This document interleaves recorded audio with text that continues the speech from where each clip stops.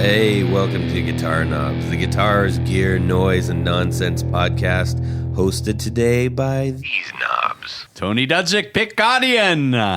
Jared Brandon, all the way down in Nashville. Billy Spitfire Unlimited. Hey, everybody, it's me, Todd Novak. Welcome to the Guitar Knobs podcast. We're thrilled to death that you're listening to our show. We've got a full house tonight because sitting across from us at the corner of the table in no man's land, well, chair number 3 anyways. Yes. Who are you, sir? My name is Eric Merrow. Yes. Very good. Eric Merrow, this is your 3rd time on the show. Thrice. This is the only one in person so far. Yeah. Yes. Previously, we talked to you because you were a content creator, and then we talked to you mostly about like amp solutions. We did like home recording stuff. Yeah. And when I say amp solutions, like not big giant amps. How do you record in your home and do all that stuff? Yeah. Right. Well, we've got a great show because we're going to talk about what you're up to these days. I know life has changed for you quite a bit. That is true. Eric, for those who don't know, aren't familiar, can you give us the, you're going to go to floor number 3. We're at the ground floor. Ding, go. My name's Eric. I create guitar-centered... Oh, it's a Japanese elevator. We're already there. Man. So, Whoa. Hold on. I'll catch you on the way down. no, keep going. Sorry. I make videos on YouTube and Instagram about guitar stuff, pedals, amps, recording. Demo a lot of gear. I demo a lot of gear. Yes, yeah, he does. And you talk quite a bit about it and how that's working with other stuff. It's not just like here's the thing and dink it and you're out. Yeah. I try to explain everything. That's what I do. And explain dink it and I'm out. Yeah. Somebody wants to hear me play. Go ahead. I try to explain features of pedals or whatever I'm demoing in a concise way. Yeah. I've been complimented on the way that I describe things, so I'll just keep going with that. Yeah, and I think it's also interesting because you make songs out of stuff. You're working them into to an actual song structure kind of thing, which is kind of nice. Anyways, we're gonna get all up into that. But like I said, we got a full house. We got 5 of us here today, which is very exciting. We missed Billy last time. We missed Jared last time. But that last episode was Jimmy Walker Dynamite. Oh, I listened to it today. Very nice. Yeah. Alan was just... That Alan is a great dude. Such a great guest. No pressure. Yeah, I mean, pressure. yeah. Let's just get that out of the way. You will be disappointed.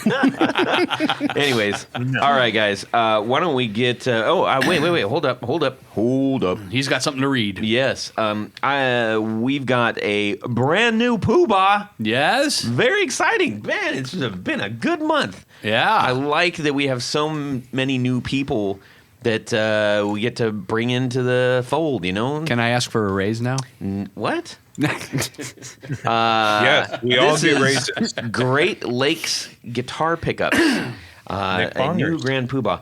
And he says, as you hopefully know, we usually offer a bunch of questions, and these are in the form of the answers of the questions. Okay. My main gear of choice is 60s and 70s Gibsons and Rivera amps. Okay. I can live with that. Yeah. He says, I love the floor and the floor. I love the 4 on the floor. I got it. My mouth is working.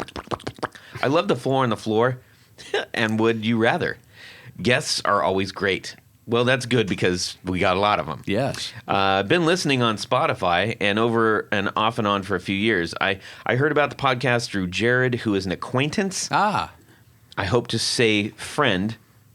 Jared gets a raise. Of course he's my friend. And a mentor to me in obvious ways. I first heard about the podcast through Jared, as he mentioned. Listening to the podcast does not feel right without a fez, so that's why he's joining. Nice. I agree. I mean, I think everyone should join at the Grand Poobah level so they can have a fez. Yes, if nothing else. But as he well knows, as he Well, as he well knows. Did I break myself? What happened? Yeah, I think you broke your brain. He's stuck in a loop. I'm sending you back to copywriting school. No. As he knows well. There we go. I knew it was wrong. As well he knows. As well he knows. As he knows well. You're digging a well. As well he knows. All right. Punctuation. You guys, look him up on Instagram or Facebook. That dude is a sick Kiss I just followed him. fan. Yeah. I'm going to follow him. Yeah, we got to have him on someday. He's a very interesting person. Cool. Really cool cat, man. Very good. I love that. Thank you so much to the Great Lakes Guitar Pickups. That's how he wants to be known as. So we're going to stick with that. Okay. For joining us and for sharing those nice little factoids about you. It's always good to get to know you. Yeah, absolutely. All right, guys, we've got a lot to talk about. So let's get on with our music. Let's get on with week. it. We got a lot. Chop, So chop. I want to welcome the sultry, the sumptuous Tanya Bolonsky. Tony! Let's hear it, Tony.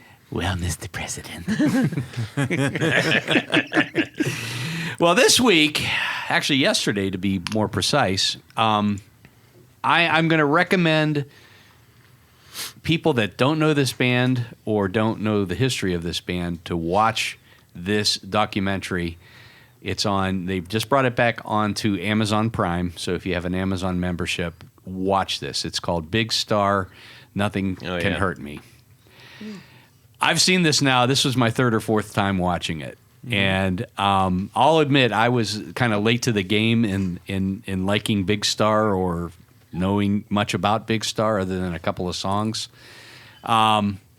And how I first heard of Big Star was through bands that I liked, like the Replacements and REM and Posies, and everyone was quoting Big Star as a major influence. And so years and years ago, I said, okay, I'm going to check this out. So I did, and I picked up the first album, which they kind of jinxed themselves in two ways. They called themselves Big Star, and secondly, their first album was called Number One Record.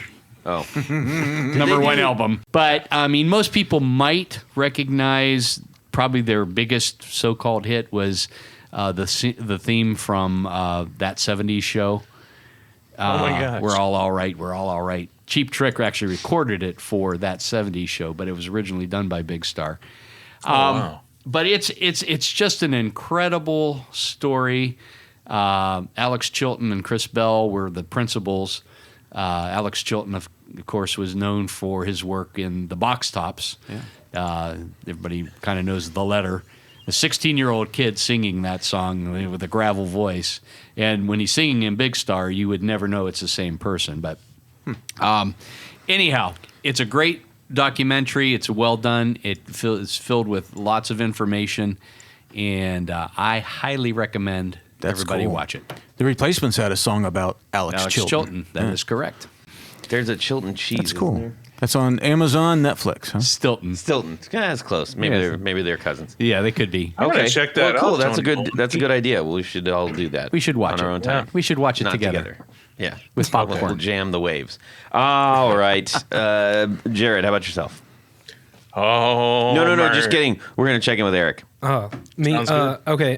Oh, I got a new guitar. Yeah, that's always a good guitar week. This is one place you can be applauded for getting a new guitar. Yes, my friend Steve, who runs Does It Doom, the YouTube channel where he teaches lessons, he's also branched out into making pedals, making pedal boards, and now guitars. He's doing pedal boards too? Yeah, he's doing pedal boards. Okay. It's like wood ones? Yeah. Okay. Mm-hmm.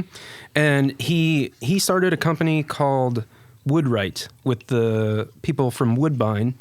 So it's kind of like a Fender Squier thing. Like Woodbine is the custom shop, and then Woodwright is the import line, the more affordable line. And they did a run of just like a handful of lefties, and I got one. I got a Silver Burst. It is the Warlord. The model name is the Warlord, and it's it's based on the First Act custom shop DC6. Mm-hmm. So it's kind of like a big SG style, like double cutaway Those are sort cool. of thing. Yeah, it's really cool. It's very heavy in both sound and weight. Like really heavy, man. Yeah, dude, it's so heavy, bro. Yeah, very cool. Nice.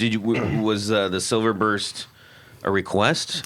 No, Or- well, they had 2 finishes. They did Gold Burst or Silver Burst, and so I wanted a Silver Burst. Gold Burst. Yeah. Well, that's really cool, and you dig the way it plays. Got what's the neck kind of like? I don't know exactly the profile, but it's not so much an SG like in construction. It's really just a Les Paul construction, but the body shape is double cutaway. The one cool thing is like Steve he caters to like the doom crowd, the heavier crowd. So like they ship all their guitars. They're optimistic. They're just into heavy music. Yes, exactly. Okay. Good one. Bonus points, Todd. Is that what you're going to play on it then? Sorry, that one threw me off. So he caters to the doom music fan crowd. So they ship all their guitars in C standard. So like it's set up with like heavy strings. Oh wow. Yeah, so it's a really heavy guitar. Again,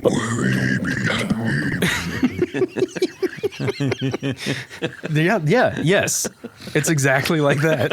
I often wondered why guitars weren't already tuned to C. I mean, like a keyboard. It's like, why, That's a great question. Yeah. Or B flat. It's like, So they can match horns. Now that's crazy. no. well, that's Tony. true. Trumpets, trumpets Trumpets, Yeah, B for flat. jazz, Trumpets. I suppose. Jazz, Trumpets. man. Yeah. Although they do a lot of,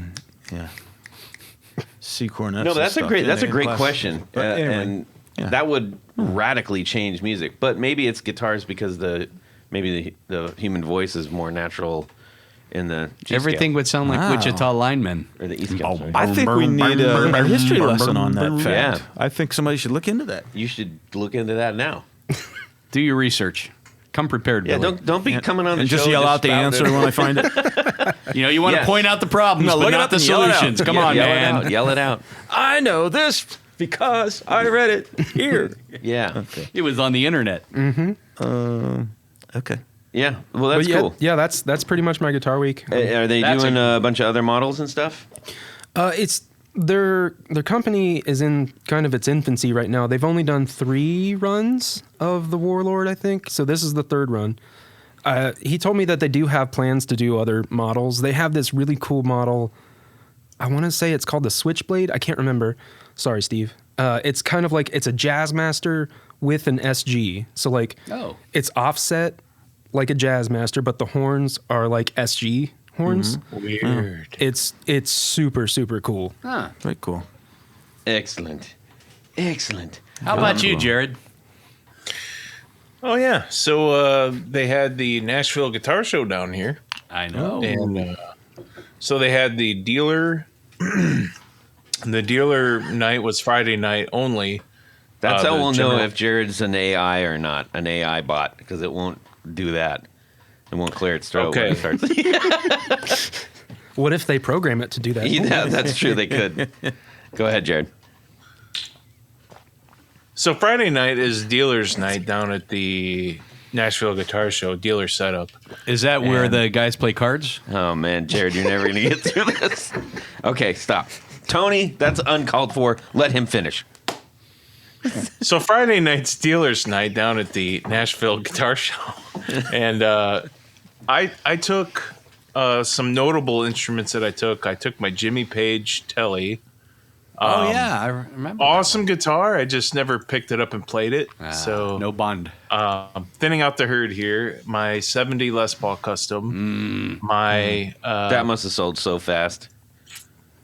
it what was the it first one that sold? before I got there. I had 2 different deals going before I even got there. Jeez. So, because half the dealers there I knew from when I was at Brandon Wound for, and I just did a lot of shows, so I knew most of the people there. Mm-hmm. So I sold all my stuff Friday night, and I bought a table thinking I was going to be there all weekend, and I can't believe it, but I sold the Marshall cabs that I wanted to. It's hard to sell cabs, man. Yeah, it is I'll really say. hard to sell Marshall cabs. I sold them. I sold everything that night. So did you move all that stuff in by yourself? A dealer buddy saw me in the parking lot and he helped me carry a few guitars. But you had to move the cabs yourself. Well, One under each arm for Jared. The Amigos Guitar Show, they had a couple of big industrial carts with big tires. Yeah. And so I moved a lot just on that thing. Oh, nice. It was only like maybe 2 trips. Yeah, it was good great. for you. Did the cabs not have wheels? They do, but it's I think they have the county fair there, and there's animals there, so there's a lot of dirt and gravel and stuff. That's not good.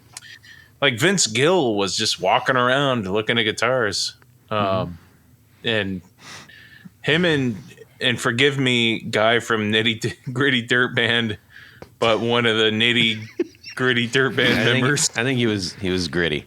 He might have been Nitty. Yeah.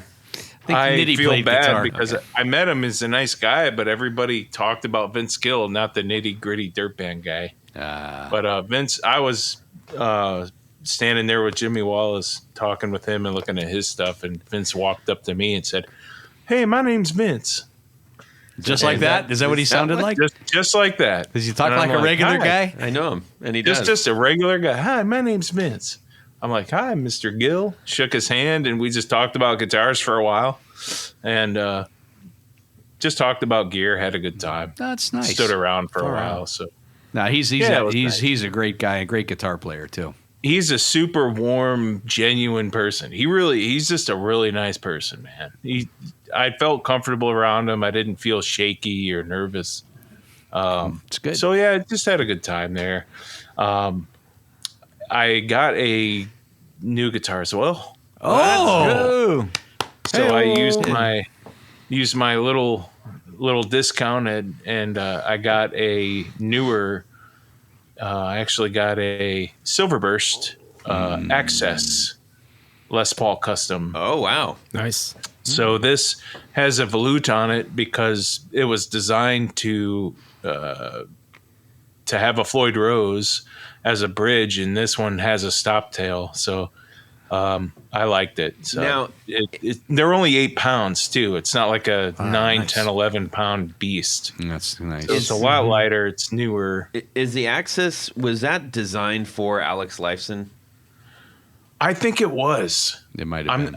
I should know the answer to this. I think it was. I think his had the Floyd Roses on them, but they also did a lot of them do. But that would also match up with the Axe and the Alex and maybe. So the heel is carved on that one. Is that right? It is. Okay. Yes, carved heel. It's got the belly carved too. For belly. Yes. So it's a lot lighter. It's a couple pounds lighter than what a custom would be. Nice.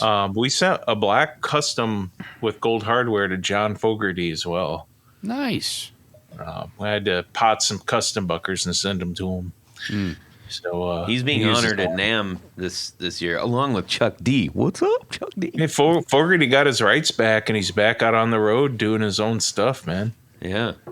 So that's pretty cool. But yeah, great guitar week, man. I mean, that was probably the biggest guitar week I had all year. So. I'll say so. I would have liked to have been there, but I'm super glad now that I didn't go down there because you would have sold everything. Yeah, and you'd have been sitting at a table by yourself. Pedal guy behind me had like at least 500 pedals. He must have been the same one from last time, but they were all retail price, so... maybe they were. Pooey on I just saw all the pedals there, and I was like, Todd would love this. Yeah. Wait, so Jared, I'm sorry. No, go ahead, Jared. man. You're on the show. Talk. You talk. Speak you all just the things, dude. You're words, here to, pickups. We want to hear from you, Jared. You just said you had to pot pickups. Are you making pickups at Gibson? I thought you were like a product manager, which I assumed I am. was hands off.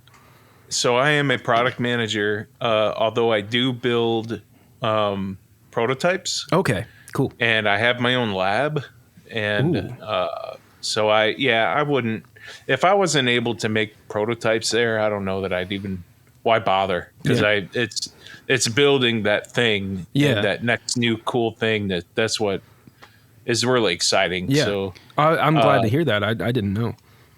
Yeah, I've got a small winder lab at the headquarters there. Nice. And that's where I do that. And once in a while when an artist, we'll get an email from ER saying, so-and-so needs a this or that. And so, I'll get it done really quick instead of going through all the bureaucracy of, 100 emails and, different people, and it's a big company, man. Oh, yeah. So Yeah. So I'll fill in the blanks if something needs to get done pretty quick. Cool. But it's fun of the job. Yeah. Thanks for that, Jared. Billy. Yeah. So so this week, my buddy Sam up in Cleveland turned me on to an ad I've been kind of keeping my eye on, but I was never going to get up to Cleveland to see it. But he went and picked it up for me. It's a 1967 I'll roll to Cleveland Domino. anytime you want, man. What? I'll roll to Cleveland Oh, with well, you. that's true. That's true. Yeah. Well, Domino? I was out of town. I've been busy. You have been. I've been busy. So anyway, I'm gonna get it Saturday. He's bringing it down Saturday. What is it? It's a 1967 Domino Californian. Oh, I know like that a guitar. Vox Phantom copy. With the wood grain So pickguard. it's got a wood grain pickguard. It's got it's like a 5-sided polygon. Yep. Shape. Oh, like you the know? small sort of thing. Yeah, and Oh, it's got like a cool. kind of a triangular shaped headstock. Yep. And That's cool. It's got 3 pickups and it's got its own Bigsby style thing tremolo on it. And, Nice. Yeah, Is it- and now, it's is it- white. it's and white. It's white with the wood pickguard. That's really neat. Yeah. So That's it'll be rad. with Yeah. a matching white headstock. That's super So cool, it will man. become a mathematics guitar. Really? Yeah, That's yeah. yeah. I like that. Yeah, Awesome. Yeah, I dig that. something groovy. Yeah. I'm gonna. Is that so? That's vintage one. It's a vintage one. Yep. So what year? Yeah, you said it's Like in late 60s. Yeah. 60s. Okay. Yep. Yeah, because Eastwood did a reissue of that years ago. Mm-hmm. But Yep. they have an original Does it one. come with a That's cool. case? I don't know. Oh, all right. But What does something like that cost? If you don't mind me asking. Oh, You don't have to say how much you paid for it, but how They much were they- asking initially like $650 for it, and that's a copy. A real Vox one would probably go for, $700-800, something like that. Okay. Maybe Nice. more. Maybe more. Yeah. Yeah. Very fun. Very Yeah. fun. Yeah. So, Well, I'm gonna make this. Hey, well, how about you, Todd? Todd. What Todd, about you? what happened to you this week in music? Yeah. I had that coming. So I'm gonna jump on the new guitar bandwagon. Yes. I had a second. I got really lucky. Second week in a row.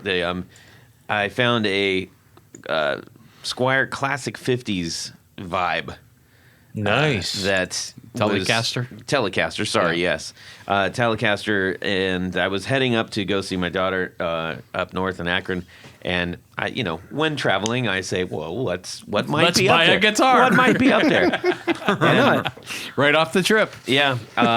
So I said, "Hey, I'm just gonna swing in and check this thing out." And it's like I thought she was coming down. no, that was this was the week. This was last week. This was last week. So, anyways, it was it's a beautiful guitar, and it's like brand new. It's not a scratch on the thing. And the guy that I ended up hanging out with, Bill, hello. I told you I'd say hello. He's hopefully a new listener now. Oh, cool. But he was a really nice fella, and we sat there and talked for, gosh knows, about 45 minutes. His last name's Hello? Hello. Yeah, Bill, hello. Hello, Bill. Hello. Yes. Hello, Bill. And so yeah, it was fun. Got this 50s vibe, and Tony already identified a few things. He's like, hey, we can do this and that and the other thing to it, and I think that's a great idea. Just Brass kind of saddles. Yeah. brass saddles, Compensated brass Bakelite saddles. pick guard, Bakelite pick Yes. yeah, You were talking- possibly new tuners too. I think. Yeah. I had a Jazzmaster that came with like slipped tuners, so like Yeah. it couldn't even get up to pitch. Yeah, It was a classic vibe. Yeah.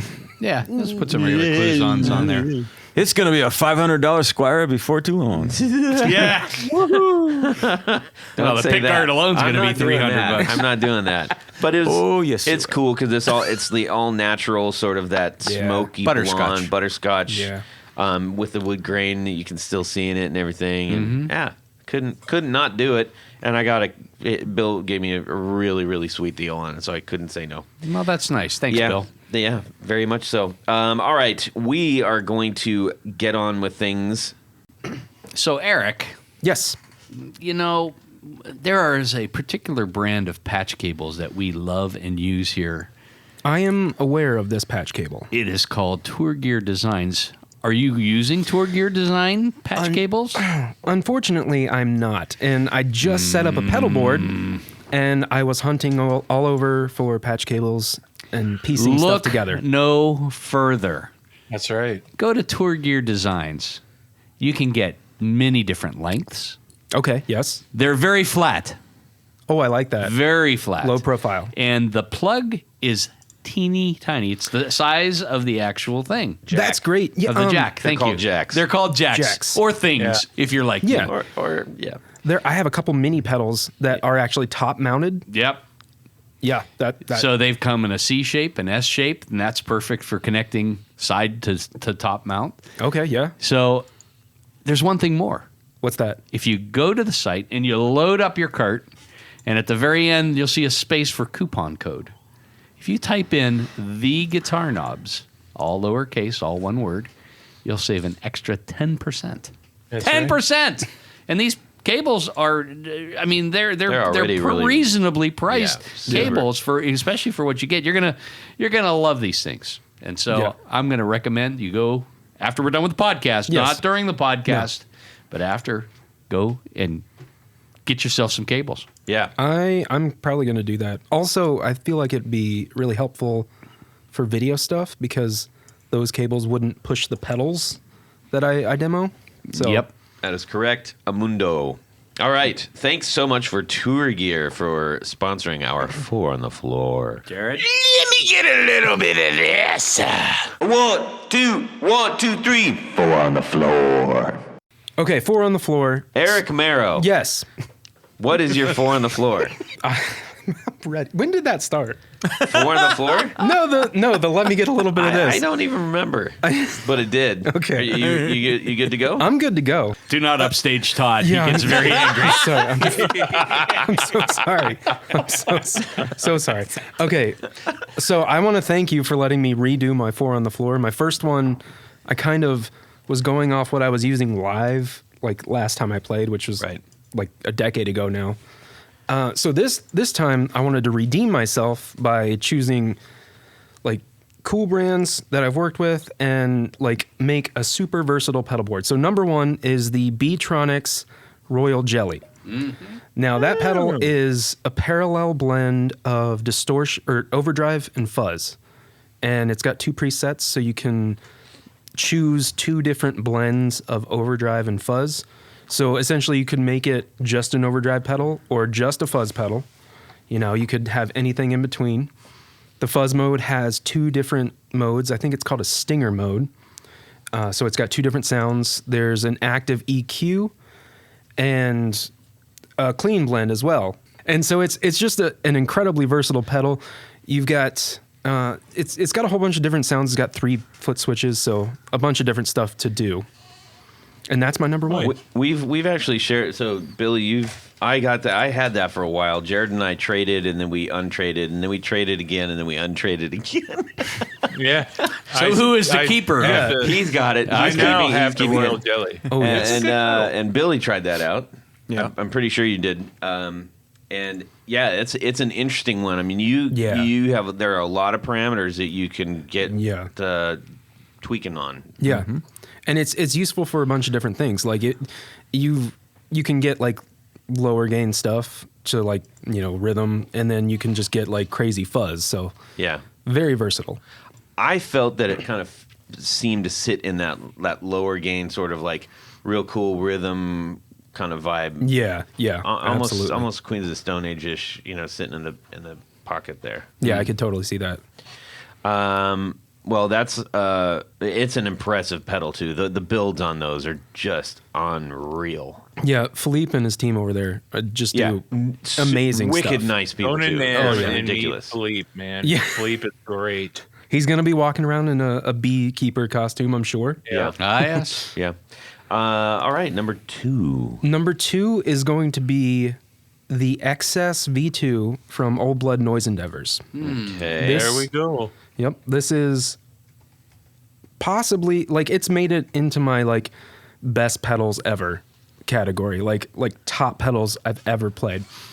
The XS V2 is a combination of a distortion and a modulation section. The distortion is based on a rat, so kind of the territory that the Royal Jelly wouldn't give, which is like straight up rat distortion, this pedal will give.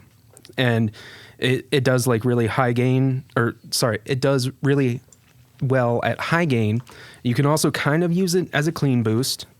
And then the modulation section can give you delay, chorus, or this kind of pitched up fifth delay.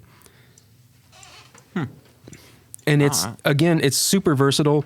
You can run either side in series or parallel. You can choose which one comes first. And, you know, you can be more traditional on the modulation side, like with the delay and chorus. That's kind of more, you know, straightforward. But that the fifth mode is kind of where it really comes to life for me, because it's a delay, and every time it repeats, it pitches up a fifth. So like you get pitched up and then you get pitched up again and then pitched up again. Yeah, exactly. It's really, really cool. And like you just play different stuff. It's super cool. Tony's been known to enjoy a fifth. So or two. Is that a tenth? Now that's the smaller size than the OG one. Yes, exactly. And the upgrades to V2 are super impressive. First in V1 they didn't have, it was just distortion into modulation or parallel. This one you can choose which one comes first. And then on V1 the fifth mode was a hidden feature and it didn't have as much control. So this one has more control. Gotcha. Well, they make some pretty amazing stuff over there. Yep. Again, great people making super cool stuff. How about number 3? Number 3 comes from our friend Steve Demadash. It is the T60 analog modulator from Demadash Effects. And the name, it's such a like an impressive pedal, I guess. Like at its core, it's like chorus or vibrato. Like if you were explaining it to someone, it's chorus or vibrato, and it gives you a ton of parameters within that. But then you also have like this regen effect, like a regen parameter that you can kind of make it like a flanger because it's really super resonant. You can also increase the chop, which makes it kind of like a step filter a little bit. The EQ is really cool too, because when it's at noon, you have like a flat response. And then if you want less treble and more bass, you turn it down. If you want more treble, less bass, you turn it up, kind of. It's a really cool implementation of EQ. And then you can also choose to you can also choose to run your dry signal into the EQ or not. So it just gives you a whole bunch of different parameters and, you know, a whole bunch of different sounds outside of the traditional chorus or vibrato that you kind of, on the face value, it offers. Yeah. And if you have the 120, then it's like, it's a nice compliment to that. Oh, yeah. So the 120 was going to be on my list, but I really like ultra dark delays, and it just doesn't do that. Like it's got too much definition, and it doesn't have a whole bunch of definition, like by design, but it's too much for my ears. Yeah, that's fair. That's fair. Nice. All right. Is that 4? Number 4. Yeah, number 4. Number 4 comes from, I believe, an executive producer, Ralph over at Wonderful Audio Technology. Oh, yeah. What? Yeah, the Ancient Echoes. Oh, that pedal is fantastic. Oh, my gosh. He sent me one. I did a video for it. He sent me one, and, like, nice. Immediately it went on my, like, I haven't been able to put it down. Like, if I'm building a pedal board, the end is always the Ancient Echoes. And it is remarkable how good that pedal sounds. Yeah. And the things that because it's interesting. It does, yes, it's echoes, it does all those things, but it does it in just a different enough way to where you're like, oh, wow. Yeah. Why don't more pedals actually do some of this? Is it an analog or digital? No, it's a digital. Well, I think it's a digital. It runs off like a pretty common reverb brick, I think, the Belton brick, I believe. Yeah, I think you're right. And so like it's a reverb pedal at its heart, but he also has designed into it a pre-delay, which is on the echo control. So you can choose how quick or long the reverb kind of reacts to your playing, like when it comes back. He's also got a reflections knob, which that is super cool. Yeah, and it's kind of like a feedback loop. So like if you turn it up, and you play something, it's going to kind of like keep on going, keep on building on itself. And then there's also I can't remember the name. There's a momentary foot switch that you can press down to essentially max the reflections knob out. Yeah. And Summon. Summon. Yeah. It's such a good name. The summon foot switch. And then on top of that, he's added in controls for modulation. If I recall, I believe he's like really into D&D, and I believe that some of these things were based on that. I could be wrong, but I'm pretty sure some of that, like he's loosely based on that. I don't know that, but I could see it. The dampen is a really neat one too. Yeah. So we're talking about some things. You got level, dampen, echo, which is also an expression. You can expression out. Yes. There's resonance, rate, depth, and reflections. Yeah. What about the Kraken? It sounds great, Billy. I'll bring it in for. That's a different I pedal. gave that to you. Different one. This is a great pedal. I've never seen that. It's the damping control kind of like tames the high end that goes into the reverb. Yeah. So like it's still sorry. The reverb is still like reverberating all its frequencies, but you can tame the high end that goes into it, I believe. And that's It always kinda a like big softens problem it. with reverbs. Right, Yeah. and it's different than a mix. Yeah, it's not a mix. It's not a mix. It literally just kind of like smooths things out and just warms it up a little bit. I actually sent that out to Joey Callio, who has been on the show from Seven Horse. He was mentioning that he was going into LA to record, and he was looking for a new reverb. And I said, I'm going to send you this thing because it's really outstanding. And and this is, I guess you could say, it's delay and reverb together, but it's not in the classic sense of that. Kind of, yeah. The echo, it's kind of like, it's called Ancient Echoes, so it kind of like, you think like, oh, it's a delay pedal. It's not a delay and a reverb. Yeah, it's a delay. It's a reverb with a pre-delay. Right. So like you can control how long, like when the reverb starts to happen. I mean, realistically, it should just be called. It's an echo pedal. Maybe even more so than anything, because I would say a reverb pedal more than anything. Okay, all right, I'll meet you in the middle. It's a reco I'm down with that. or an everb. Okay. Anyways, that was terrible, but yeah, go check that out. If you're not familiar with this, I would seriously check that pedal out. It's a really, really great pedal. And Ralph is a super solid dude. Yes. So. All right, fantastic. That's a great 4 on the floor. cool. Yeah, much excellent. obliged. Nice. Thank you. On that back. note, we would love to find out. This was something recently requested that we do, and this is from our friend Mark Paget, and this is Dirty Little Secret. Dirty little secret. I'm still on the fence about that one. But I think it's great. Let's explain what that is, Todd. I think it's great. Sounds creepy. We just lost our guest. Yeah.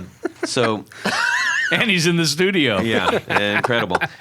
So, Eric, a dirty little secret is not something that you want to hide from the world necessarily because you're shameful of it. It is some cool thing that you have engineered in some way, shape, or form that helps you out with your playing. Could be a stack. Could be like, I gotta put a boost before and after. It could be use like chapstick or something on your picks or anything like that. Some little trick. Yeah. I have heard the chapstick on the strings for lubricating nut slots. Yeah. That's not my dirty little secret. I'm going to go off the stack thing. So one of my favorite fuzz pedals is the Big Muff.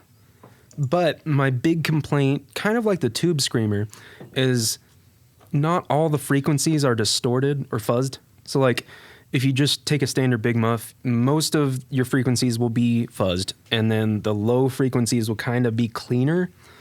And what I like to do is I like to run a boost, either like a clean boost or something like a tube screamer, like kind of dirty, into the front of a big muff to get everything kind of just like roaring. Nice. That is my dirty little secret. Nice. Very well done. Very well done. Cool. Billy, is that something you have explored in past? Well, I guess maybe I've done something similar to that by using like a rat and like a TS9, or not a, the 9, not the tube screamer, but the a little bit more metally one, and then the big muff, and then I put a BBE sonic stomp. Oh, yeah. After. Yeah. And then kind of pull some of those frequencies into the same, release on your speaker, so it gets a little more definition.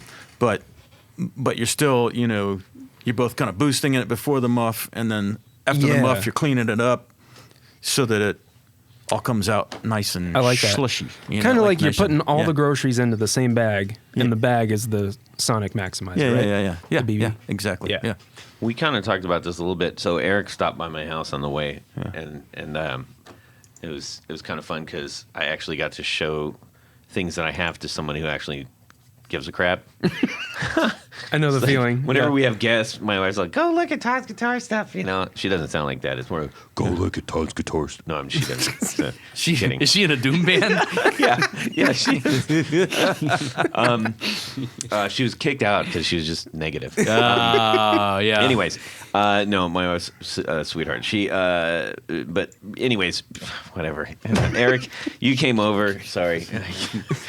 Eric, you came over, and one of the things that I was showing him is that on my board right now, I've been running a souped-up version of a blues driver, and that's going into the Blammo Shrew, which is, for lack of better terms, a souped-up modified Rat.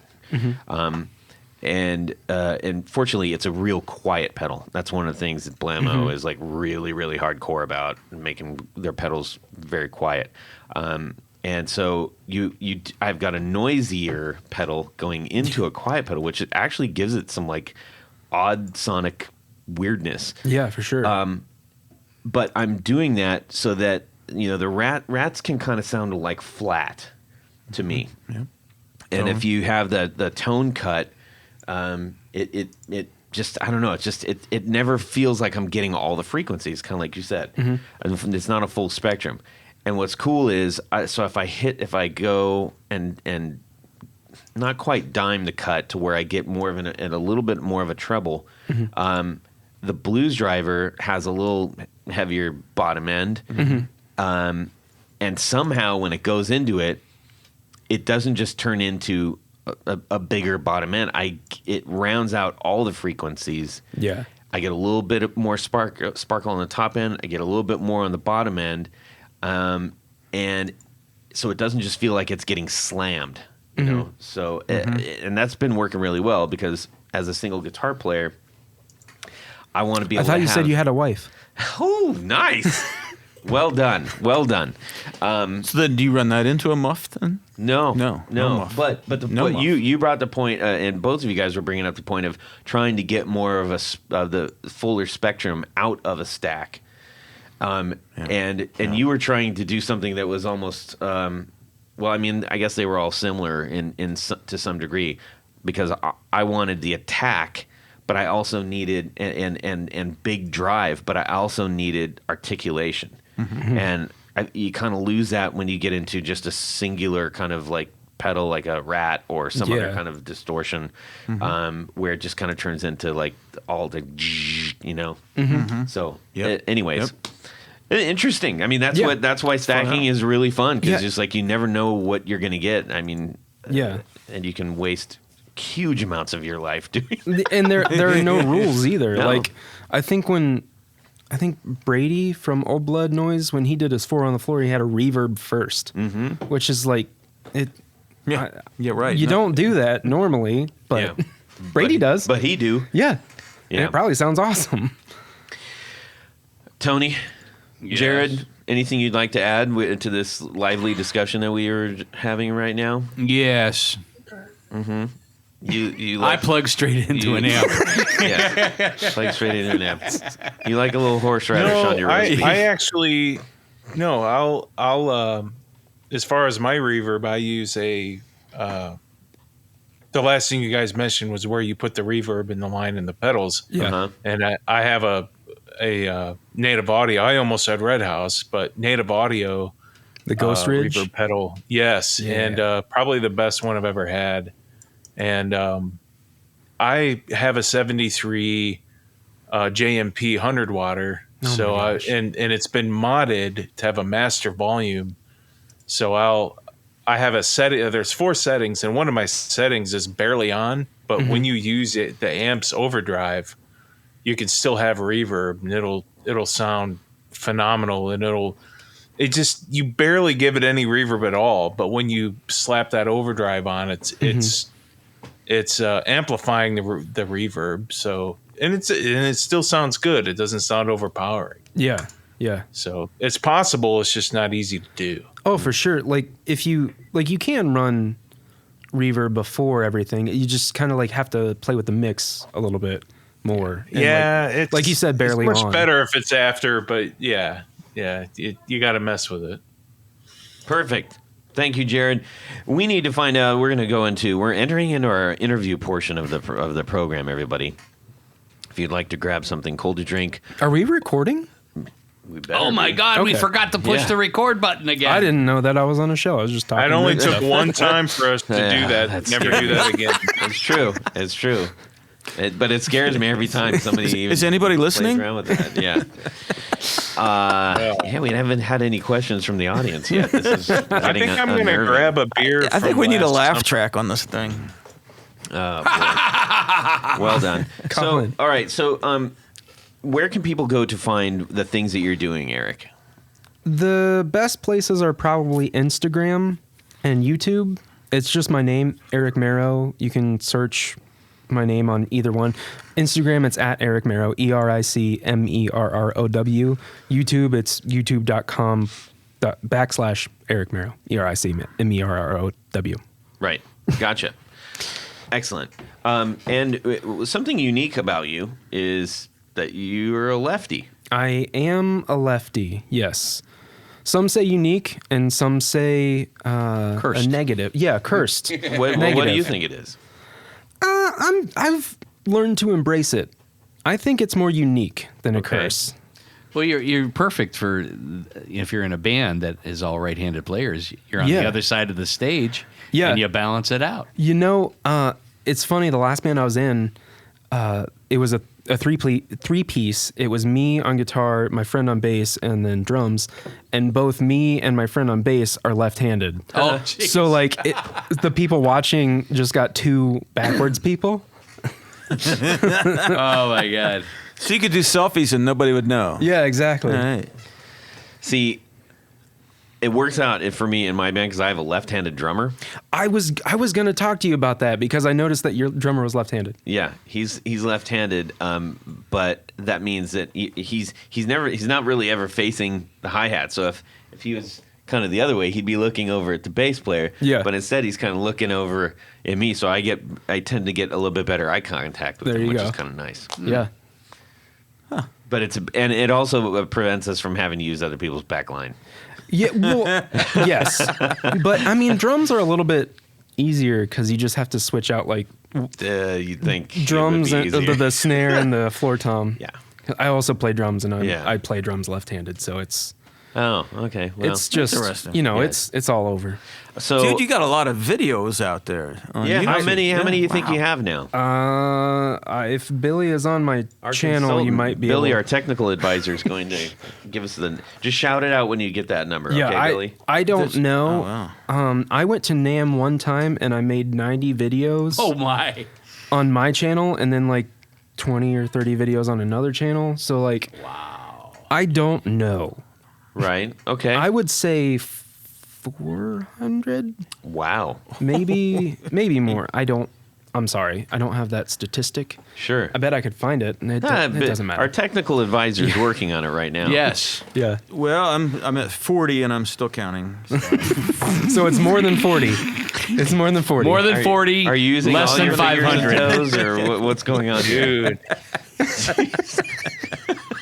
I mean, you've got ones that are like how to set up guitars, how to all different kinds of pedal demonstrations, all kinds of different technical tips and how-tos. I mean, something that's insane. nice also about what you're doing is that you, by day, what do?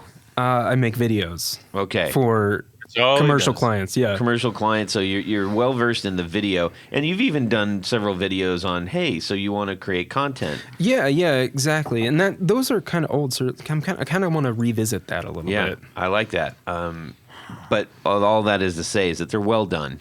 They sound great. Thank you. They look great. They're engaging, and unlike most other videos, the headstock's pointing right at you usually. You, the viewer. Yeah. So it's not shooting off camera. It's like, which is an interesting way to look at things. I've heard it's easier to learn from a left-handed person because you're kind of like just right there. Yeah, it's so weird to try to learn how to play something watching someone else because it's backwards. Yeah. Right-handed or right-hander. It's like looking in a mirror. It is. Yes. Somebody's doing it much better, though. It's not usually me. So, anyways, so you have recently moved, so you had to upend your whole studio. Yeah. What have you, as a content creator and as somebody who's, got all the music gear and everything, what are some things that you maybe thought about changing when you made that move? No, man, that's a difficult one because we moved. So I've moved like 3 or 4 times within like a period of like 6 months to a year. Essentially, when I'm trying to build a new studio for like video stuff, sound is number one, of course. Like you don't want echo on anything, and then like the background, I think, is probably like the next thing to tackle. Mm-hmm. And I've it can be anything. Like you have a lot of people who just do like a white wall with some colored lights on it, like blue or purple or something like that. Sometimes you have a big wall of amps. So like I think those are probably like the first things I can tackle or I need to tackle in order to like get a studio up and running or like a video studio. Right. What is the most difficult part when you are actually create? So I know that there's a lot of people out there who have started creating content, making demo videos, and doing all that kind of thing. What do you think is the thing that people don't realize when they start doing that, or what they get most tripped up on? I think what they get most tripped up on is... This is also based on like questions that you get. Yeah, and things, it's either audio or lighting. Like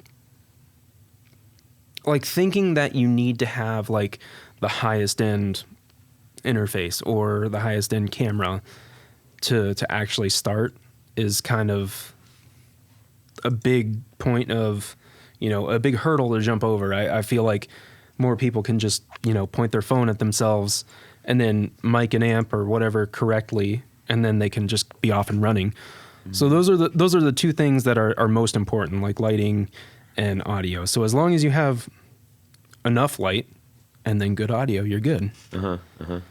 When you're playing guitars and you got amps and everything, do you think that that's where people are kind of tripping up because they want to have like their wall of amps and stuff? And yeah, it could be. It could be a couple things. Like sometimes they want to have like a half stack, like maxed out, and it could be, if that's your situation, awesome. Yeah. Other times it's that you have to play too quiet. Like if you have a family, you have a kid sleeping in the next room, that could be a huge hurdle to like get a high quality sound out of something that should be making a whole bunch of volume but isn't. Yeah. Or if your partner like makes like ASMR videos or something like that, and you're like, quiet down over there. I really need him to quiet down right now. Anyways, so is there what's the coolest or key piece of gear that you've got recently? Whether we'll stay in the creator realm, that you'd be like, ooh, this is my baby. I got a perfect answer. So up until like maybe 2 months ago, I've been using, like, you go on Amazon, you type in softbox video kit or like 3-point lighting kit or something. I've been using that up until like 2 months ago, and I got new lights that you can control with your phone with an app. And that's just kind of like changed everything. Are they like LED panels? They're not panels. They're still soft boxes. Yeah, they're like COB lights. So they are LED lights, super bright, and I got parabolic soft boxes, so they shine through soft boxes. Right. So they're huge, but that's again another thing. Like, you don't have to have the nicest lighting to make something good. Yeah, I've been using. Just start making stuff. Yeah, exactly. And then make it gooder as you get going. Exactly. Right, Billy? Yes. Okay. That's what I'm doing here in my art studio. Yeah. Where I paint. Yeah. It's like I'm just using old stuff that pulled out of the garage. You know. I almost put my foot through some of your old stuff the other day when I walked in here. Like, I'm sorry, I left a mess. Everyone's a critic. I was like, man, I almost like trampled Billy's like masterpiece here because it was literally laying on the floor, and I was like, oh my god. Yeah. I'm looking out for you. I was in Vegas. Come on, I left in a hurry. Yeah. So from a let's talk about some of the gear, because that is the thing that you're doing. You love playing through gear. You love getting into the details of it and sharing that out with everybody. I mean, that's obvious because you have, Billy, how many videos?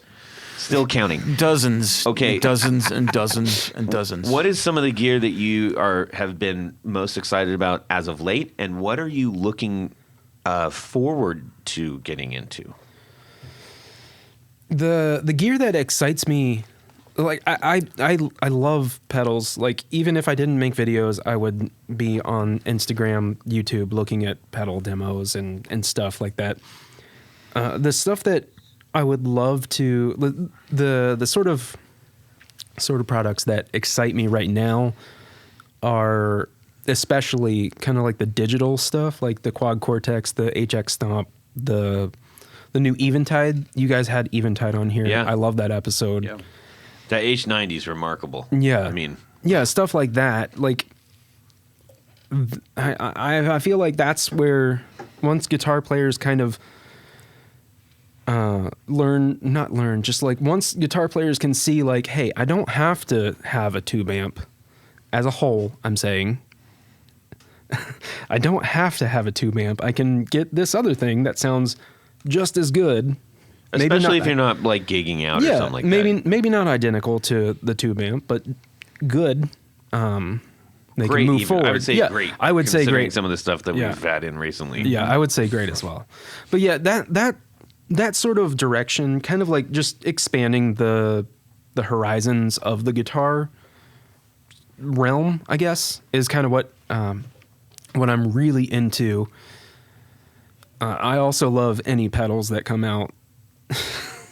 I'm just a nerd. And then what I want to get into a little bit is kind of like we kind of touched on it, Billy. You said I want to get more into like recording, like more into like tutorials about how to record. Like, anyone can record their own music from anywhere, essentially, and you can record it with other people. But it's just I kind of want to help people understand how to do it. So that's something I want to get into a little bit. Gotcha. Very cool. Do you have any, I guess, holy grails of gear that you would really, really like to get your hands on? I mean, there are too many. There are too many. The Quad Cortex for sure. I would love to get one of those Eventide H90. Yeah, I mean, just anything. Like I don't know. Those are the two things that come to my mind immediately, just because again they kind of push the bounds of everything. Right. So those are some big players. Obviously, we do a lot of focus on some of the boutique builders and stuff. Yeah, and those are whose ear we have right now. So anything exciting that you would like to sort of give a nod to and maybe say, gee, I sure would like to demo that. The Beatronics CB, they just came out with the CB, and that's the SEAB. Yes, right? Exactly. And what does that do? They're on this kind of like trend of inventing effects. So the one before this was the Zombie, and that is called a filtremulator.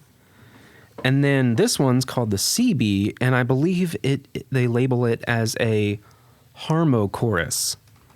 So it's just wild. Like they have two sides which do different things, and they kind of ramp in between them. That's as best I can describe it right now. Gotcha. Okay. That's fair. But That's fair.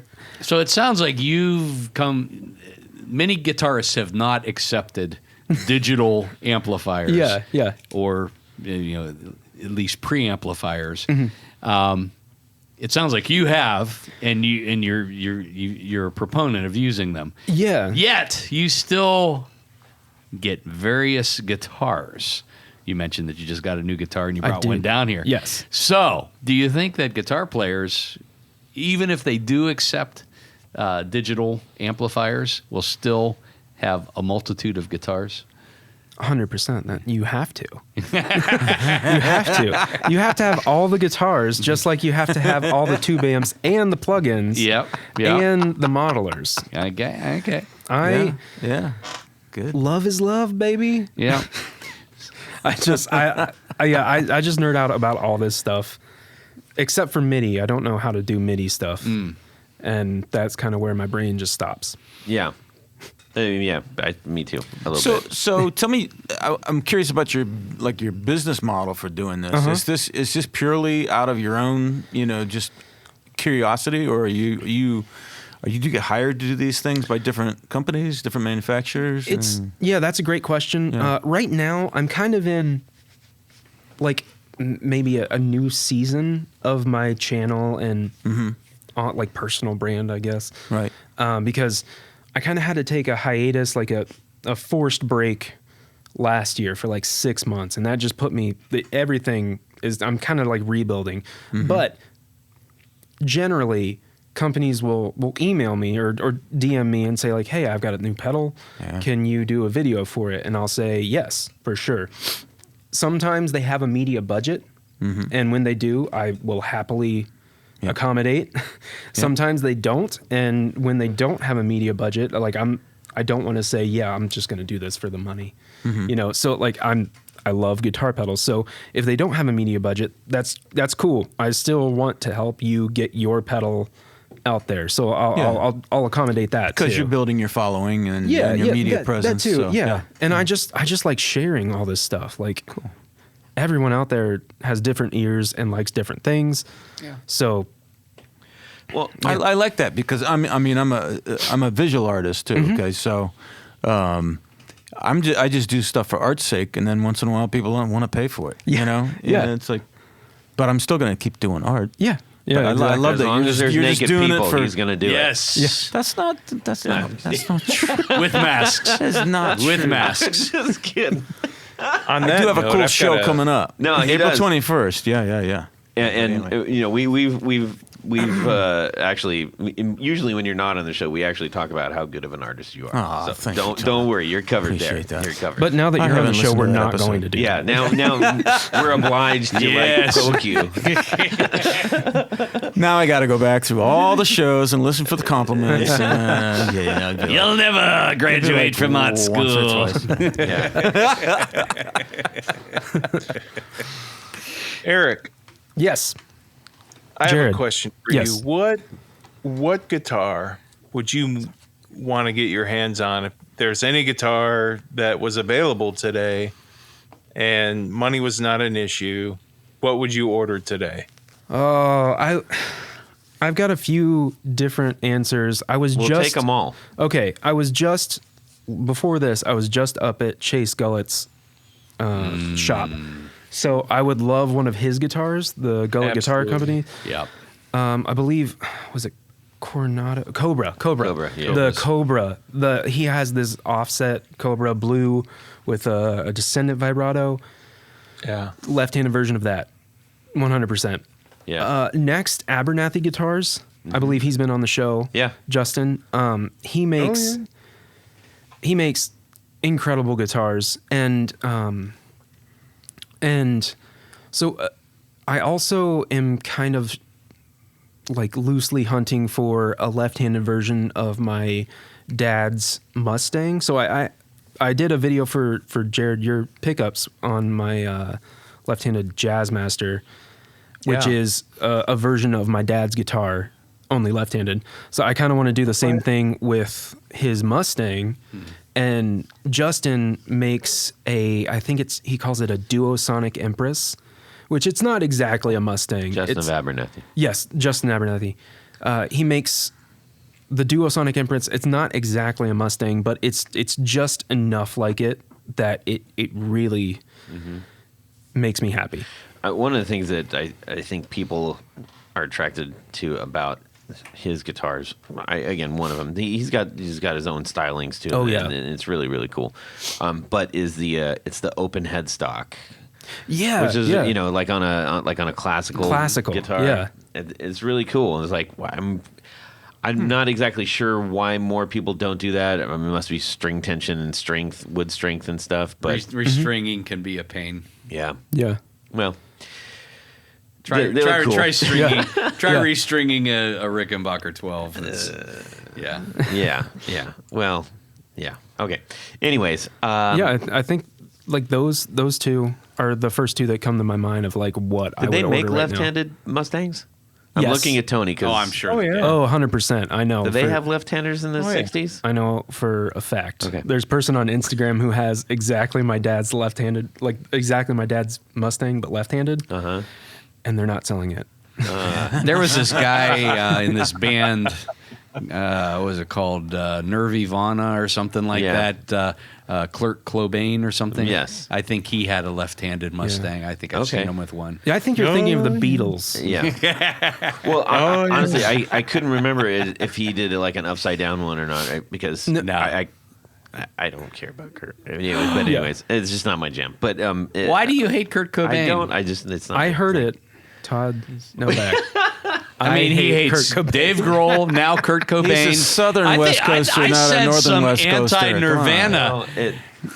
I was just, honestly, I'm not even going to get into it. I'm not going to stay out of that. All righty. You want to duke it out about Eddie Vedder? You lost about 78 listeners.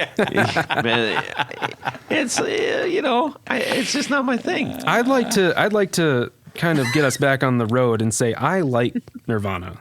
Okay. Wrong with that. Here. Yes, we're back in good standing on iTunes now. They shook the rock and roll scene in the early 90s. So whether you like them or not, you have to just accept the fact that they literally changed. They were a part of changing the whole landscape of what people were listening to on the radio. Sure. It went from Guns N' Roses and Motley Crue to Nirvana, and then they're the Beatles of punk music. They totally turned the corner. Turned the corner. Wow. They did, man. I wasn't a Nirvana fan when they came out. I was not, but I respect what they did. Well said, Jared. And Dave Grohl's a pretty cool dude. I'm not taking away anything from him. Dave Grohl's friends with everybody that's somebody. Except Todd. Anyways. I wish I was. Fender's been reissuing now that Kurt Cobain guitar. What's that one called? It's the Jag Stang. The Jag Stang. Jag Stang. It's like it's a combination of like a Jaguar and a Mustang. Yeah. I got to play one. The neck is like tiny. and I did not like it. Well, that's 10 minutes of my life I'll never get back. Anyway, so You are so welcome. I like this Eric guy, man. That's cool. Eric, as we move into the latter portion of our show, anything, any specific shout outs or anything that you would like to recognize? Any people you think is worth, like, need to get some recognition? That sounds like a Billy word. I mean, there's so many. Like, if you, all I can say is, like, the people that I've worked with, making videos for, like, have all been, well, largely great people and super supportive, very patient, and, like, just really cool people. So, like, if you go on my channel and if you see me doing a video, it's I like that thing, and I like the person who makes that thing, and you know, just like you say all the time, it's kind of like the people who are making stuff are making it because they like it, and we're all kind of in like the same sort of mindset or something. So like we all kind of get along. Is what I'm trying to say. Sure. I don't have any specific people, but I'm going to put you on the spot. Okay. Who is the one, I guess, for lack of better terms, demo artist or content creator or whomever you want to say that was your maybe greatest impetus to get this started? Huh? Inspiration. Well, let's just go with that. Okay. Okay. I mean, anyone who's doing this who doesn't say Andy from Pro Guitar Shop is lying. Okay. So Andy, like, he's the kind of architect, like he's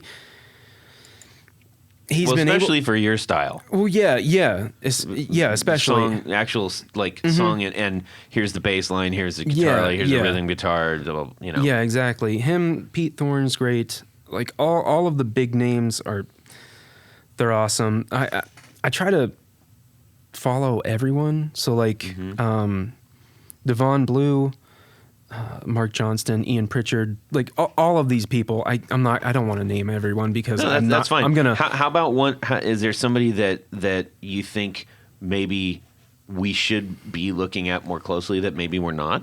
I think his name is Eric Merrow. Yes, youtube.com/Eric Merrow. Yeah. That's the answer. I'm just going through my subscriptions right now.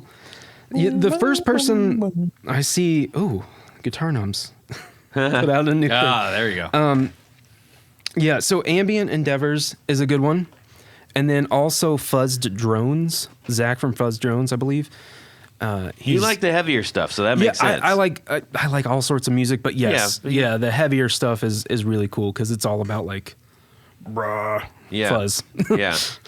Now, actually, on that note, and then we'll segue out of this. But one thing that we were talking about before you came on the show was that it's really interesting the for lack of better terms, Doom community, and I realize that people who like heavy music are not all lovers of Doom. It's a way for us to say it's all kind of like this kind of stuff. Yeah, right? It's also labeled Doomunity. Yeah. Okay. Not Doom Community. Yes. You're already out. I'm sorry. Wow. I have Doom. Well, there goes the other 30% of the listeners. Thanks, Todd. I claim Doomunity. Sorry. So, you claim Doomunity. That's right. Yeah. Yes. So one of the interesting things is when you see a show that, and we've had a couple down here, like at Summit. Summit used to have a lot of like Doom band. I think what was Nick, the drummer, not Weed Eater, but he was in a Doom band. Anyways, you get the big Atlas cabinets and everything, and it's just it moves air and you feel it in your body, right? Yeah. Which is one of the things that like I totally understand, right? And that's why we crank amps up, and that's why we like to feel it, right? Which is that kind of music kind of makes you do that maybe more than others, right? Yeah. Now, what is an interesting conundrum is that you have a community of players who want all the gear that does that stuff. and the way that they communicated it is on basically like a flat, MP3 that's been crushed, right? So all the stuff that's actually the most compelling aspect of it is like gone, right? And so people that aren't in there and they see the guy standing in front of the Atlas cabin and he goes, and it's like, what? How is that different than the last guy who just did it? And there's different elements of like how much air are you pushing, how big are the vibrations, all that stuff.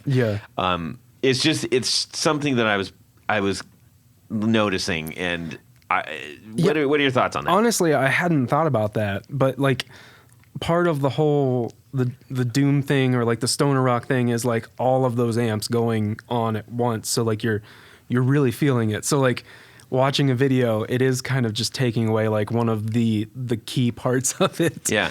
But yeah, it's that's kind of why I like it. It's just kind of like, you can sort of think less, maybe. Not necessarily think less, but like you can do less. You can just hit an open chord and it'll ring out.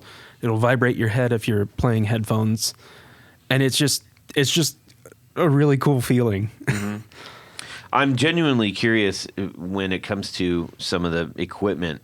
It's like, what makes people in that genre of music like really excited about, doom pedal X versus doom pedal Y? Like, what is making one better than the other? Because it's certain, when your volumes go through the roof and it's just you're pushing so much air and there's so much distortion. Mm-hmm.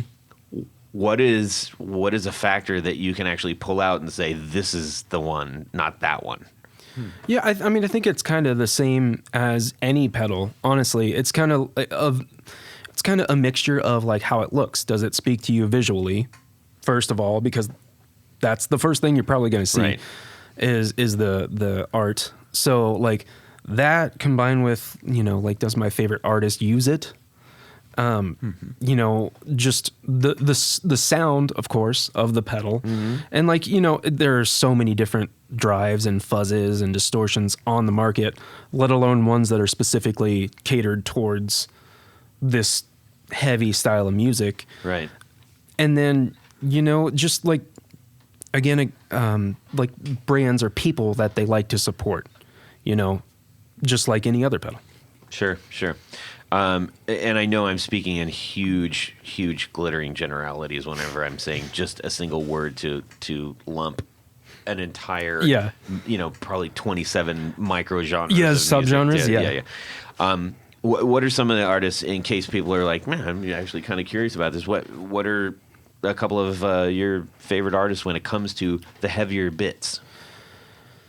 Well, there are a few classics like Sleep or Electric Wizard, of course. My friends have a band called Horseburner. They're from West Virginia, like close to where I live. Their band is really cool because it kind of combines like that sort of heavy. It's speaking of subgenres, it's kind of like there's like doom, which is kind of like big chords, lots of fuzz, lots of ringing out. There's drone, which is just ringing out and like fuzz. And then there's like stoner rock, which is kind of like more like Black Sabbath, like riffy kind of. And Horseburner kind of leans itself more into the stoner rock, I guess. Sure. That would be like High on Fire? Yeah, exactly. Okay. High on Fire. That would be kind of like more of a stoner rock band. Yeah. Okay. And I'm speaking of this as not an expert. Sure. This is, but I would say everyone should check out Horseburner. Okay. And that's kind of. Is it like the Avett Brothers and Drop C or something, or? Oh my God, I hope they listen to this because Adam, the drummer, has seen the Avett Brothers more than 20 times. That's great. All right, my job is done. Yes. Yeah, and there goes the other 50% of the audience. My job here is done as well because all of the listeners are gone. Yeah. Well, it's been a lot of fun talking with you again, Eric. See if you guys invite me back. Yeah. No jacket for you. Yeah.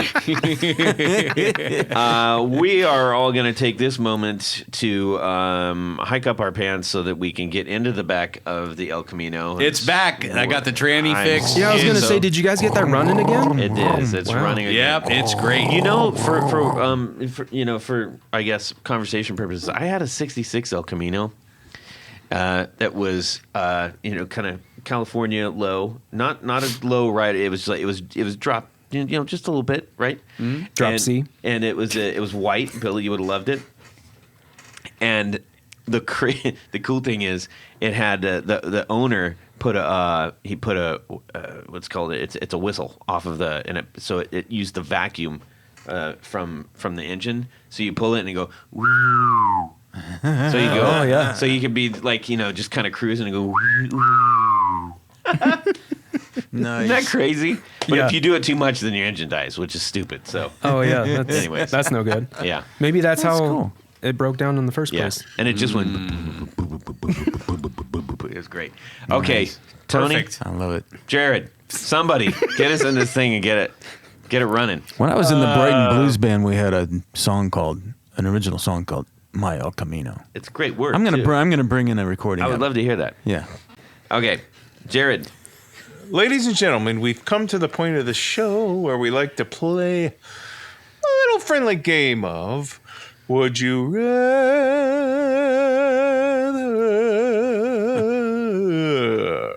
Here we go. From that bloke, James Bell. Thank you, James. And lad. And lad. Cousin to Right. Andrew Bell. So the subject is, what pirate would you rather be here?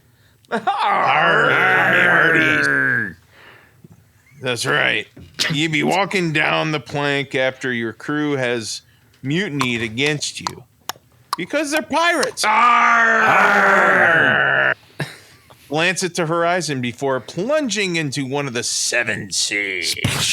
Then you see 2 islands, but you only have enough rum-fueled energy to swim to one of them.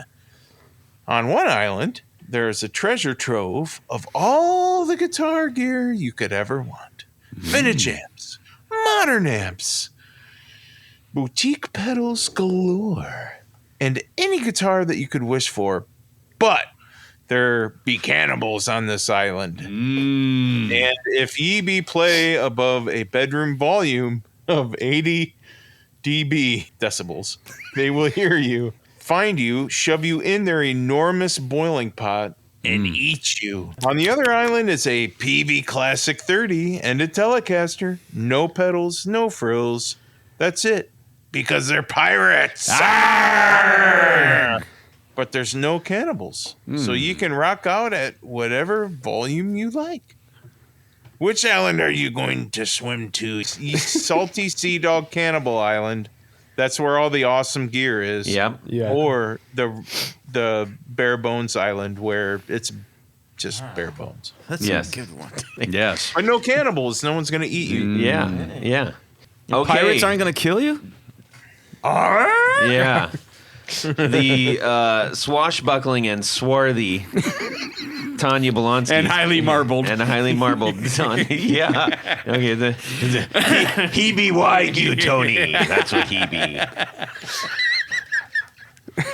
I've been known to feed a cannibal for a week.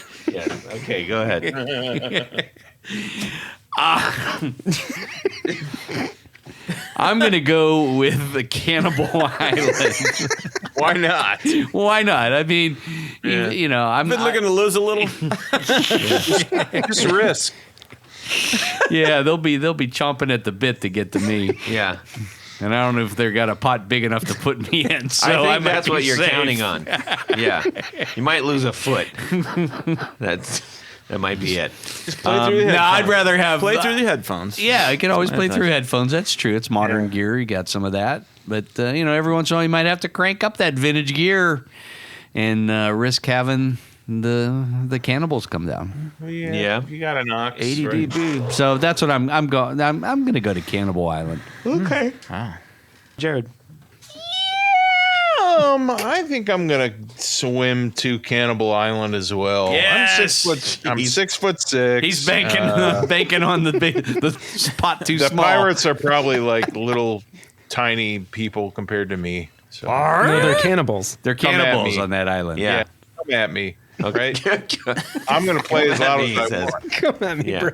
They're Cannibalistic pirates. They're like Lilliputians. Yes. I'll use one of those awesome vintage gears and just throw it at them and like a cannonball. So Yeah. Nice. Oh, if you found a Gene Simmons axe base, you could use it as an axe. Perfect. Ooh, wow. Yeah. I'm sure there's one there. Billy. you would approve. So it's rum versus yum. Is that the deal? What? Bear? What? Cannibal versus bare bones. Okay. Yes. Yes. Cannibal versus bare bones. I'm going bare bones, baby. There's nothing all that you beats a need. Telecaster and a classic 30. Yep. Yeah. I mean, Yeah. just crank it up, play it, All right. please all the pirates, get all the rum fun. that I can That'd be drink great. for the rest of my life. Yeah. Well, Yeah. the rum's always gone. So good luck. It doesn't say that in there. Come on. Yeah. No, but the rum's always gone. Oh, there's never enough rum. Yeah. Okay. right. It's an old pirate thing. Oh. Yeah, the rum's always gone. Oh, Anyways. right. Yeah, anyways, Johnny Depp, whatever. Okay, go ahead. It was fun. Eric. Eric. Good. Okay, go ahead. Yeah. That was it. Up yours, matey. Yeah, I'm gonna go with Billy and go to the classic 30 with the telly, so I can just crank up Yep. and Okay. rock out, dog. All right. Okay, I dig it. Todd. I'm actually gonna go to Cannibal Island. Yay! We're in this together. Because after Tony and Jared, they're gonna have to be on diets for the rest of their for years. We'll probably kill him with cholesterol. Yeah, I'm certain that I will win this out. You can run faster than Jared Run and I. faster. Yeah, Yeah. I've lost some weight, so Look out. you just got to run faster than the guy behind you. All right. pretty much. All right. That was very fun. Thank you, James Bell and Lad. That was a good one. Yeah, that was really fun. It was fun to do. Thanks, Gabe Spell. Tony, Yes, Todd. do it up. Well, at this point of the show, Todd, we get to thank a special group of people. These are our executive producers. Now, you might be wondering, what's an executive producer? You What's might an be executive wondering, producer, Tony? You might be wondering, how do I become one? How do I become one? Well, I'm glad you asked, because becoming an executive producer is very easy. What is an executive producer? It's a person that makes this show possible. That's right. How do you become one? Go over to patreon.com/the Guitar Knobs. Check out a couple different levels in which you can participate. Become a sponsor, a patron of this very podcast. Each level comes with some very nice thank you gifts and opportunities to win things and a handwritten note from Todd Novak. Whoa. Woo! That's worth the price of admission right there. But in addition to all that great stuff, there's one thing more. Jared? That's right. You get to have your name read on the thing. Your name read on the thing, so that's what I'm going to do right now. So special thanks to these executive producers. Moon Guitars, Vader and Pedals, John Halverson, Rick Calhoun, Trevor Gunberg, Elad Mizrahi, Mike D, Richard Kendall, Mark Garton, Matt Hart, James White, Justin Jones, Anthony Gemalero, Bill Gola Guitars, John Esterly, Anthony Lathrop, Stefan Lamb, Michael Senchuk, Ken Sayers, Doug Christ, Darren Gregory, Tom Barazin, Rusty Sneeden, Ralph Gottschalk from Wonderful Audio Technology. What? Don Kloss, Gregory Randall, Brett Hogarth, Eric Hemmer, Stuart George, Michael Furman, Andrew DeHaan, James Bell, Arg, and James Romer. Thank you, and thank you, and thank you. Perfect. Oh, but Todd, Yes. please do not interrupt, because there's a very special group of executive producers that we call our Grand Poobahs. These are the creme de la creme, the top of the heap. when it comes to executive producers, I guess. So special thanks to these grand poobas: Tommy Manasco, Ricardo Igreda, David Kaminga, Brandon Wound Pickups, That's right.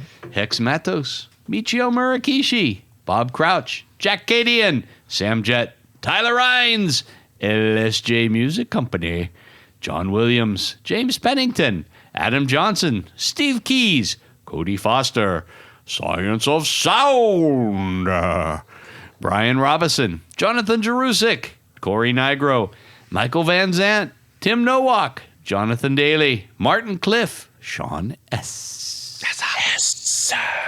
David Poe, Billy Spitfire Unlimited, Woo.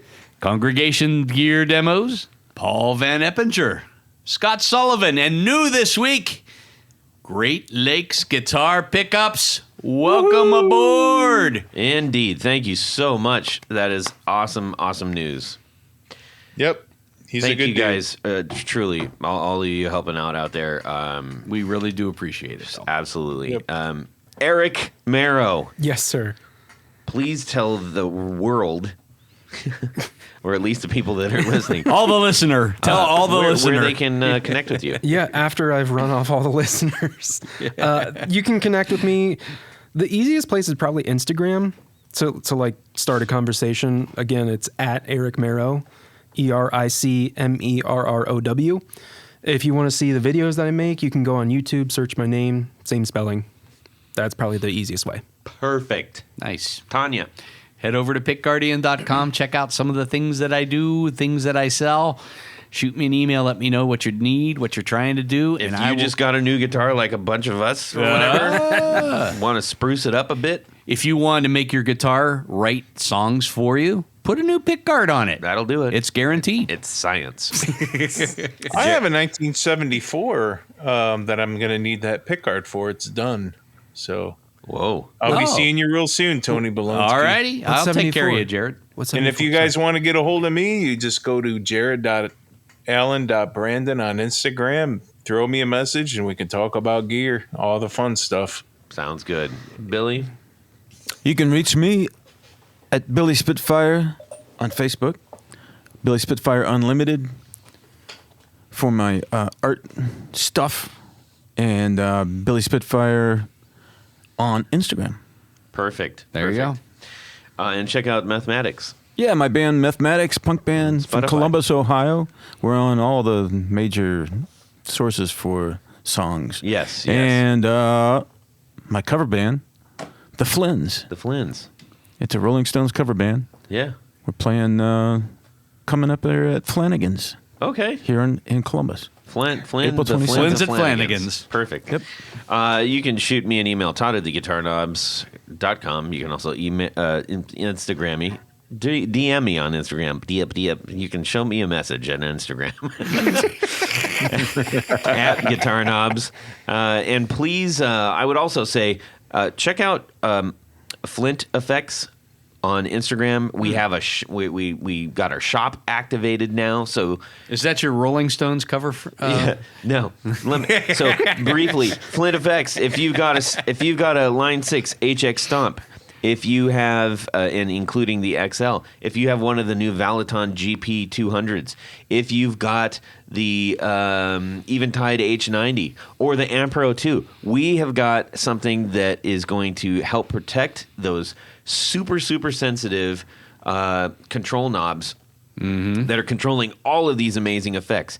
They're $10 a piece, and they make your stuff look great and protect it. So check us out. You can buy it right off of Instagram now too, which is that's super cool. fun. Yeah, and check out the Valentinos. We got some new singles coming up. I'm very excited about that. Nice. I got the message from John that everything's been mastered, and it sounds freaking awesome. I can't wait to release those. Mm-hmm.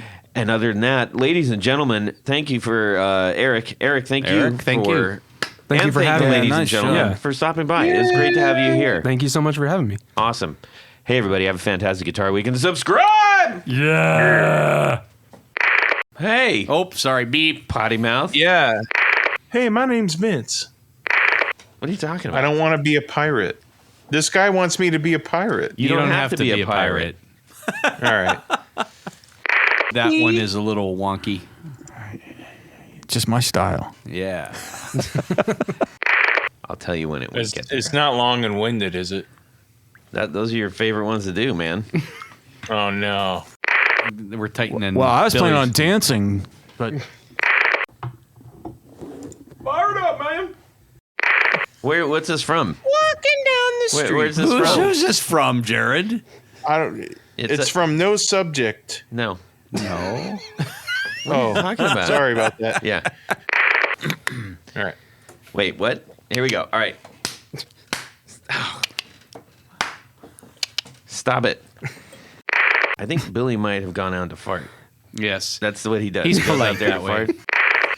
Ye be walking down the plank after ye crew has mutilated against Mutinied.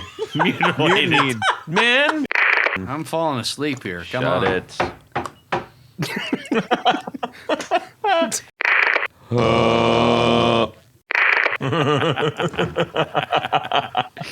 Yes. My mother did that to me once. Once. That's what it says in the text, doesn't it? I just like to double check because you've been known to be wrong before. Dorothy. From that bloke, James Bell. Thank you, James Bell and Yes. lad. Ha are me hearties. What? Just get a bunch of rubber bands and just wrap them around everything, and it'll be better. Let's move on. I don't want to be a pirate. I'm ready. Okay. And away we go. Well, that's it for these knobs. Please visit our Patreon page at patreon.com/theguitarknobs. Visit our website at theguitarknobs.com for all of our past episodes, 4 on the Floor blog, and other good stuff. You can connect with us on social too at our Facebook page and share your gear and stories on our Facebook group. Also, be sure to check out our Instagram at Guitar Knobs. Catch you next time.